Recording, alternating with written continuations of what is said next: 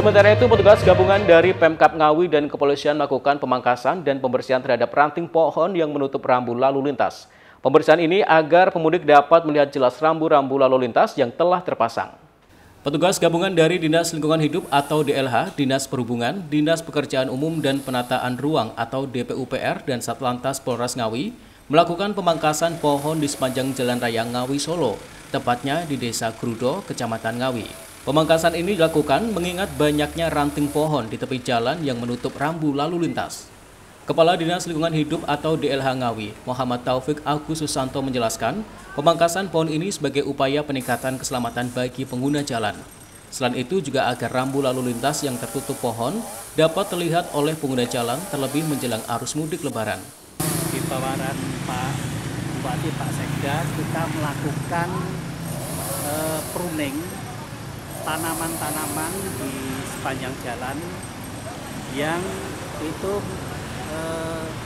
ranting-ranting yang nutup ini rambu, supaya pengguna jalan itu bisa melihat rambu dengan baik sehingga dia tahu apa yang harus dilakukan dalam mengendari kendaraan.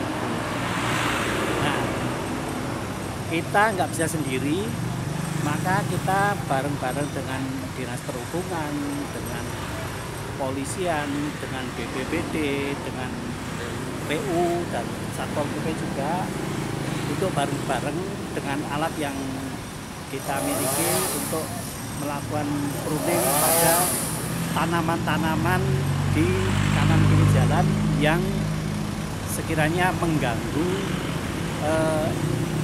adanya rambu lalu lintas. Harapannya pengguna jalan.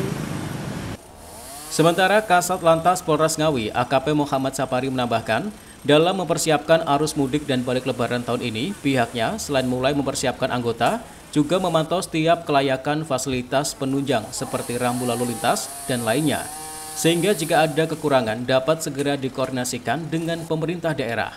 Yang perlu kami siapkan adalah penggelaran anggota dalam menyambut mudik Lebaran 2024.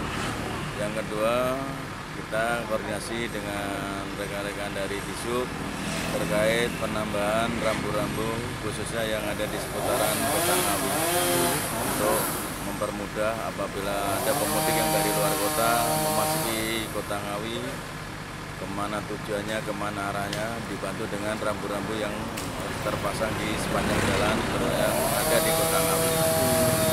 Salah satu pemotongan ini juga salah satu untuk menampakkan rambu-rambu itu, dan ya? Betul, salah satu cara adalah mengurangi rimbunnya dahan-dahan yang ada di jalur utama di Jalan Ngawi ini, di Kota Ngawi ini, karena apa? Itu sebagian besar dahan-dahan daun itu menutupi rambu-rambu yang sudah terpasang.